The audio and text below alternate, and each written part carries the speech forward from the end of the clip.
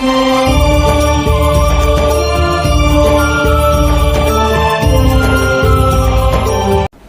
क्या कहते हैं कि सतनाम जो 2 अक्षर का मंत्र है, जिसमें एक ओम है, एक तत् है,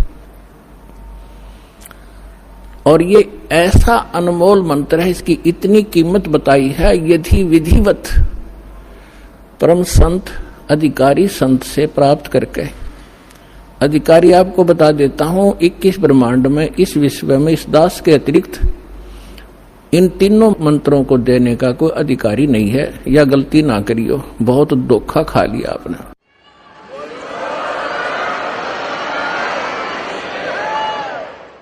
और कोई निकम्मी आत्मा इस दास से मंत्र प्राप्त करके स्वयं संत बनकर ये दान कर रहा है, वो महा अपराधी है भगवान का, और धोखेबाज है, वो डुप्लीकेट बना रहा है वो पासपोर्ट, जो आगे जाके आपको बहुत धोखा देगा।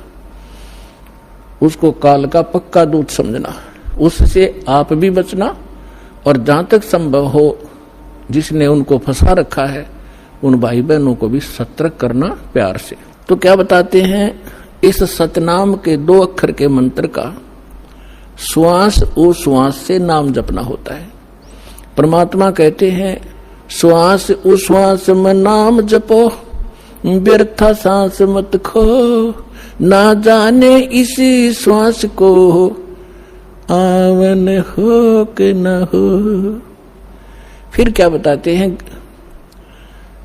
कि ये इतना एक श्वास का एक सतनाम एक भी आपने सुमन कर लिया विधिवत अधिकारी संत से, और बिल्कुल सावधानी से, यानी सिमरन जब करते हो सतनाम का, बाहर जो मंत्र छोड़ते हो उसके ऊपर उसकी अंदर से जो उच्चारण होता है, श्वास के द्वारा महसूस होता मैं क्या बोल रहा हूं, और बाहर श्वास छोड़ते समय कौन से मंत्र का उच्चारण होता है, उसको अजप्पा जाप कहते हैं।